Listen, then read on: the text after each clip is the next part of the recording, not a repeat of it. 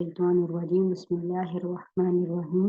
Rabbi shrah li sadri wa yassir li amri wahlul 'uqdatam min lisani yafqahu qawli. Assalamu alaikum wa rahmatullahi wa barakatuh. The third topic of our this second chapter of separating substances is the separation methods. इस lecture में हम discuss करेंगे part one separation methods. यहाँ पर हमने ऊपर देखा था कि हमारे पास जो है मिक्सचर होता है जो उसमें सॉल्युबिलिटी पर डिपेंड करता है कि एक मिक्सचर जो है वो किस मेथड से सेपरेट होगा।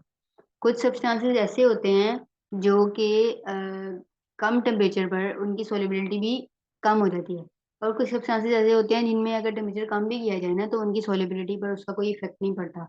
तो फिर हम ये देखते हैं कि कौन सी सब्सटेंस की सॉल्युबिलिटी किस तरह की है, कौन सी मिक्सचर की सॉल्युबिलिटी किस तरह की है। उसकी बेसिस पर फिर हम जो है मेथड यूज करते हैं कि किस मेथड से हम जो है वो मिक्सचर सेपरेट करेंगे।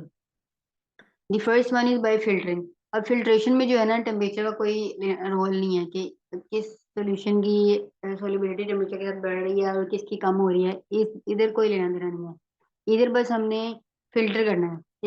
हमने मिक्सचर लिया है, उसको हमने फिल्टर करना है। हमने ऊपर 2.1 में भी देखा था कि जो चौक है वो वाटर के अंदर सॉल्युबल नहीं होता।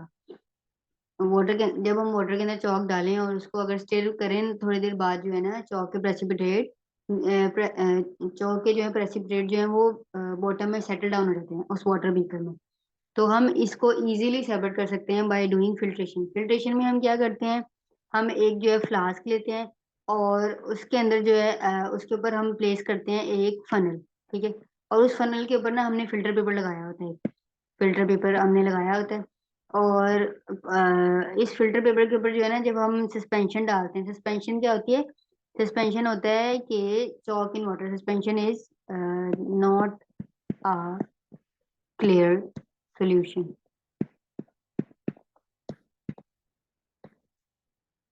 ये क्लियर सोल्यूशन नहीं है, क्यों नहीं है, क्योंकि इसके अंदर चौक जो है वो सस्पेंड हुआ हुआ है, चौक जो है इसके अंदर पाया जा रहा है। अब जब हम फिल्टर करेंगे तो हमारे पास चौक जो है वो ऊपर आ जाएगा, यहाँ पर जमा हो जाएगा, और जो हमारे पास वाटर है वो नीचे आ जाएगा। इसलिए जो चौक हमारे पास फिल्टर पेपर पर रह जाएगा इसको हम रेजिड्यू कह देंगे। रेजिड्यू मतलब रिमेनिंग, कि ये इस फिल्टर पेपर पर आ गया, और वाटर जो है वो हमारे पास फिल्टर हो गया, इसलिए हम इसको कह देते हैं फिल्ट्रेट। सो जब हम चौक के सॉल्यूशन को, चौक की सस्पेंशन को, जो वाटर के अंदर चौक की सस्पेंशन हमने बनाई थी, उसको जब हम फिल्टर करेंगे तो हमारे पास चौक जो है वो फिल्टर पेपर पर आ जाएगा, जबकि वाटर जो है वो फिल्टर आउट हो जाएगा।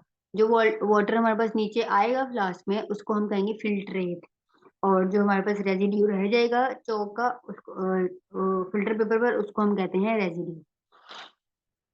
ठीक है, ये दो टर्म्स आपने याद रखनी है, ये रेजिड्यू क्या होता है और फिल्ट्रेट क्या होता है। और यहाँ पे मैंने आपको बताया सॉल्युबिलिटी क्या होती है। सॉल्युबिलिटी है कि कितना सोल्यूट की अमाउंट जो है ना वो इजीली डिसॉल्व हो सकती है सॉल्वेंट के अंदर। तो यहाँ पर सबसे पहली बात वो ये कर रहे हैं कि अगर आपने सेपरेट करना है सॉलिड को लिक्विड में से, तो ये डिपेंड करता है सोलिबिलिटी पर कि सोलिबिलिटी किस तरह चेंज हो रही है टेम्परेचर के साथ। और सोलिबिलिटी क्या है कि amount of solute that can be easily dissolve in specific amount of solvent. Easily जितनी अमाउंट सोल्यूट की डिसॉल्व हो सकती है वो उस सब्सटेंस की क्या होगी, सोलिबिलिटी होगी। और इस पर टेम्परेचर का इफेक्ट होता है, ये हम आगे देखते हैं अभी। अच्छा, जो सेकंड मेथड है वो है क्रिस्टलाइजेशन। क्रिस्टलाइजेशन हम तब करते हैं जब हमारे पास हमने एक सोल्यूशन बनाया है, एक मिक्सचर है हमारे पास, ठीक है। उस मिक्सचर की जो सॉल्युबिलिटी है ना वो डिपेंड करती है टेम्परेचर पे, कि अगर हम टेम्परेचर करेंगे ना तो उसकी सॉल्युबिलिटी कम हो जाएगी। ठीक है, तो ऐसे सॉल्यूशंस के लिए हम क्या करते हैं, क्रिस्टलाइजेशन का प्रोसेस यूज करते हैं to separate those substances from a mixture. If a mixture contain two substances whose solubility is changed with respect to temperature, then we will use crystallization. You can obtain many solids from their solution by letting crystals form. इसमें हम क्या करते हैं, crystals बनाते हैं। सबसे पहले जो है ये देखिए उन्होंने कंडीशन बता दी है कि वो सोल्यूबल सॉलिड्स जो लेस सोल्यूबल हैं लो टेम्परेचर पे, जैसे जैसे हम टेम्परेचर कम करते जाएंगे उनकी सोल्यूबिलिटी कम होती जाएगी। उन सोल्यूबल सॉलिड्स को हम सेपरेट करते हैं क्रिस्टलाइजेशन के जरिए। क्रिस्टलाइजेशन में हमने सबसे पहले ये एक उन्होंने यहाँ पे एग्जांपल दी हुई है कि हमने कॉपर सल्फेट लिया है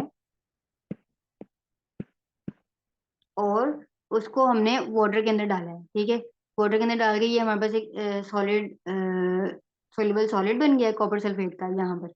और इसको हमने अब हीट किया है। जब हम हीट करेंगे तो जब इतनी एनर्जी वाटर के पार्टिकल्स गेन कर लेंगे कि वो सिस्टम को स्केप कर सकते हैं, तो वो वाटर के पार्टिकल जो है वो वेपोरेट होना शुरू हो जाएंगे। और जब वो वेपोरेट होना शुरू हो जाएंगे तो उसके बाद एक पॉइंट आएगा सैचुरेशन। सैचुरेशन वो पॉइंट होता है जिसमें मैक्सिमम सोल्यूट और जो है ना वो सॉल्वेंट के अंदर पाया जाता है। यानी कि ये वो पॉइंट है कि इसके बाद no more evaporation will occur after this. No more evaporation after this.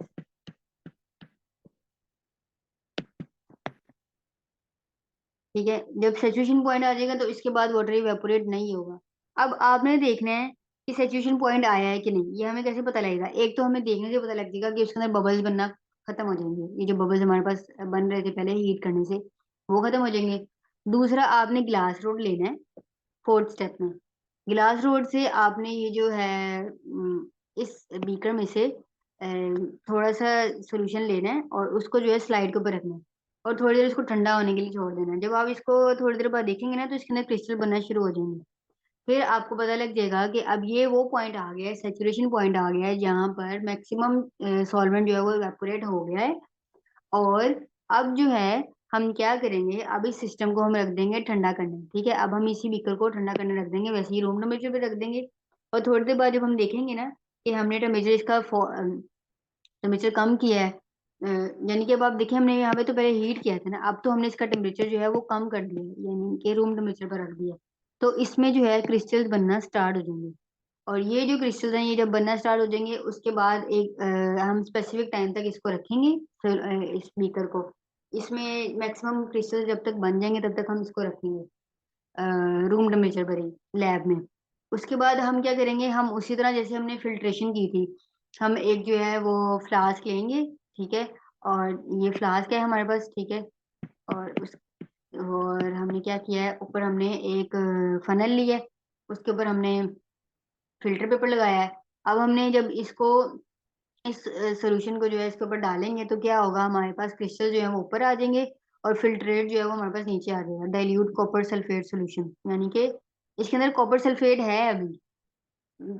Pure, बिल्कुल प्योर ही हमने सबसे पहले बात किया है कि 100% प्योर कोई भी चीज नहीं होती। तो लेकिन हमने इससे क्या कर लिया है, हमने maximum amount of copper sulphate जो है वो एक्सट्रैक्ट कर लिया है इस सोल्यूशन में से। ठीक है, तो ये हमने कैसे किया है, हमने पहले कॉपर सल्फेट का सोल्यूशन बनाया वाटर में, और यह हमारे पास था मौजूद। हमने उसमें से कॉपर सल्फेट को सेपरेट करना था। उसके लिए हमने इसको हीट किया। जब हमने हीट किया एवेपोरेशन स्टार्ट हुई। और जब तक एवेपोरेशन तब तक होती रहेगी जब तक इसका सेचुरेशन पॉइंट ना आ जाए। सेचुरेशन पॉइंट वो है जिसमें जो वो पॉइंट होता है जब मैक्सिमम सोल्यूट और मैक्सिमम सॉल्वेंट पाए जाते हैं। इसके बाद मजीद हीट करने से एवेपोरेशन नहीं होगी। फिर हम चेक कर लेंगे कि एवेपोरेशन हो रही है कि नहीं। एक तो हम वैसे ही देख लेंगे एवेपोरेशन हो रही है कि नहीं। अगर नहीं हो रही तो हम उस बीकर को हटा देंगे हीट पर से, और फिर उसके अंदर से थोड़ा सा लेकर ग्लास रोड के जरिए स्लाइड पर लेकर हम जो है ना उसको ठंडा करेंगे और फिर देखेंगे उसमें क्रिस्टल बन रहे हैं कि नहीं। अगर तो क्रिस्टल बन रहे हैं तो हमें कंफर्म हो जाएगा कि ये वो पॉइंट आ गया है जहाँ पर सैचुरेशन हो गई है। इसके बाद हम उस सिस्टम को ठंडा करने के लिए रख देंगे रूम टेम्परेचर पर। अब जब वो रूम टेम्परेचर पर ठंडा होगा साथ ही उसके अंदर क्रिस्टल्स बनना शुरू हो जाएंगे। और हम थोड़ी देर तक इसको रखेंगे जब तक कि मैक्सिमम क्रिस्टल्स ना बन जाए। उसके बाद हम क्या करेंगे, उसी तरह अगेन हम फिल्ट्रेशन करेंगे। फिल्ट्रेशन के लिए हम फ्लास्क लेंगे, उसके ऊपर जो है हम फनल लगाएंगे और फनल के ऊपर हम फिल्टर पेपर लगाएंगे। उसके अंदर हम इस सोल्यूशन को जो है डालेंगे और हमारे पास क्या होगा कि जो क्रिस्टल्स हैं वो ऊपर आ जाएंगे कॉपर सल्फेट के, और जो डाइल्यूट उसका सोल्यूशन है वो हमारे पास नीचे आ जाएगा। So these crystals will be known as residue and these are known as filtrate। अच्छा, अब यहाँ पर उन्होंने एक प्रैक्टिकल एग्जांपल भी दिखाई हुई है कि ये जैसे एक आदमी है, वो सी वाटर जो है उसके जो शैलो पॉन्ड्स हैं वहां पर से वो सी सॉल्ट इकट्ठा कर रहा है। कैसे इकट्ठा कर रहा है, ये तो आप देख ही रहे हैं कैसे सी सॉल्ट बना है। यहाँ पर जो है पानी कम है, ये जो शैलो पॉन्ड्स हैं इधर पानी कम है। तो सनलाइट में क्या होगा कि ये पानी वेपोरेट हो जाएगा और हमारे पास जो है ये सी सॉल्ट बहुत ज्यादा इकट्ठा हो जाएगा, और फिर यहाँ से ये जो लेबर्स होते हैं ये इकट्ठा करके इसको बेचते हैं। So this is a practical application of crystallization. Sea salt is a practical application of crystallization. Again, what is crystallization and why crystallization is done? And crystallization is done for those soluble solids whose solubility decreases at lower temperature. And crystallization is the process of crystal formation. And we separate those crystals from the solution by the process of filtration. At the end, we do filtration. Now, the third topic is evaporation. For some substances, the solubility changes very little as the temperature falls. So, crystallization does not work for these. Salt is an example. अब यहाँ पर जो है ना, अगर temperature आप कम कर भी देना तो नो इफेक्ट ऑन solubility. ये बात हो रही है। इवेपोरेशन हम तब करते हैं जब अगर टेम्परेचर कम करने से उसकी सोलिबिलिटी नहीं चेंज होगी। जैसे कि पानी में आपने नमक डिजोल्व किया है, सॉल्ट डिजोल्व किया है, तो अगर आप उसको रखे रहने देंगे ना, तो बेशक आप उसको फ्रीजर में रख दें, उसका टेम्परेचर आप कम कर रहे हैं, तब भी उस पानी के अंदर जो है सॉल्ट वो डिजोल्व ही रहेगा। क्यों? क्योंकि उसकी प्रॉपर्टी इस तरह की है कि उस पर टेम्परेचर का इफेक्ट नहीं हो रहा, टेम्परेचर कम करने से उसकी सोलिबिलिटी कम नहीं हो रही। तो ऐसे सॉल्यूशन को फिर हम इवेपोरेशन के जरिए सेपरेट करते हैं। जैसे यहाँ पे सॉल्ट सॉल्यूशन की ही उन्होंने एग्जांपल दिया है, इसको उन्होंने हीट किया है, हीट करना है, वाटर जो है वो इवेपोरेट हो जाएगा और उसके बाद जो है बहुत कम वाटर रह जाएगा, इसको फिर हम मजीद हीट करेंगे। इसमें हम फिल्ट्रेशन नहीं कर सकते। क्यों नहीं कर सकते? क्योंकि कम वाटर में भी सॉल्ट मौजूद है। हम ये बात कर रहे हैं ना कि ये वो सब्सटेंसेस हैं जिन पर टेम्परेचर कम करने से उनकी सोलिबिलिटी चेंज नहीं होती। इसलिए हम इसको अब फिल्ट्रेशन नहीं करेंगे, हम इसको मजीद हीट करेंगे ताकि ये वाटर कंटेंट जो है, मैक्सिमम वाटर कंटेंट जो है वो इसमें से वेपोरेट हो जाए और हमारे पास सॉल्ट जो है वो आ जाए। ये लैब्स में हम इस तरह करते हैं कि हमने यहाँ पे बर्नर एक लगाया होता है, बंसन बर्नर, और यहाँ पे एक हमारे पास ये होता है ट्राइपॉड स्टैंड। इसके ऊपर हमने जो है बाउल के अंदर वो सॉल्ट वाटर ले लिया, और जब हम इसको हीट करेंगे, इतना हीट करेंगे कि इवेपोरेशन हो जाए और मैक्सिमम इवेपोरेशन के बाद हमारे पास सॉल्ट आ जाएगा। अच्छा, अब हमारे पास अगर तो हमने सेपरेट करने हैं टू सॉलिड्स, दो सॉलिड्स हैं हमारे पास। ऊपर तो हमने देखा ना कि सॉलिड और लिक्विड था, यहाँ पर भी सॉलिड, एक सॉलिड था और एक लिक्विड था, यानी कि सॉल्ट जो है वो सॉलिड है और वाटर लिक्विड है। इधर भी हमने देखा है कॉपर सल्फेट जो है वो सॉलिड है और वाटर जो है वो लिक्विड है। फिल्ट्रेशन में भी हमने देखा है सॉलिड है और लिक्विड है। लेकिन अगर हमने दो सॉलिड्स को सेपरेट करना है तो हम क्या करेंगे? To separate two solids, you could choose a solvent that will dissolve just one of them. हम लोग ऐसा एक सॉल्वेंट लेते हैं जो उन दोनों सॉलिड में से सिर्फ एक को डिसॉल्व करता हो। For example, if you have a mixture of sugar and salt, how will you separate those? क्योंकि दोनों का एक तो व्हाइट कलर है, सॉल्ट का भी व्हाइट कलर है और शुगर का भी। वैसे तो अपेरेंटली देखने से पता लग जाएगा कि शुगर जो है वो कौन सी है और सॉल्ट कौन सा है, लेकिन आप उनको बैठ कर अब बाय हैंड तो नहीं कर सकते ना, बहुत ज्यादा टाइम लगेगा और फिर भी सारा सेपरेट नहीं होगी, ना ही सारी शुगर सेपरेट होगी ना ही सॉल्ट। तो उसके लिए हम जो है क्या करते हैं, इथानॉल लेते हैं। इथानॉल के अंदर जो है ना सिर्फ और सिर्फ शुगर जो है ना वो इथानॉल में डिजोल्व होती है, लेकिन सॉल्ट डिजोल्व नहीं होता।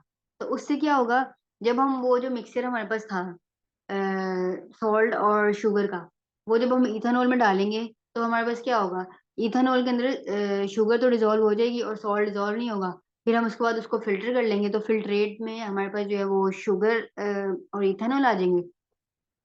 और क्या होगा, शुगर और इथानॉल आ जाएंगे। जैसे इधर है, यहाँ पर उन्होंने क्या किया है, ये जो है हमारे पास इधर क्या होगा, शुगर प्लस इथानॉल, और ऊपर हमारे पास क्या होगा, सॉल्ट, क्योंकि सॉल्ट जो है वो डिजोल्व नहीं होता इथेनॉल में। फिर हम इस सॉल्ट को जो है वो फिल्ट्रेशन के जरिए सेपरेट कर लेंगे। ठीक है, और उसके बाद अगर आप मजीद चाहते हैं कि अब आप शुगर सेपरेट करें इथेनॉल में से, तो हम क्या करेंगे, हम इथेनॉल को जो है वो करेंगे, क्या नाम है, इवेपोरेट करेंगे वाटर बाथ में।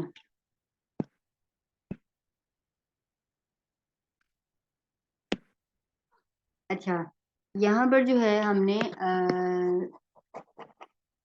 ये एग्जांपल जो है वो शुगर और इथेनॉल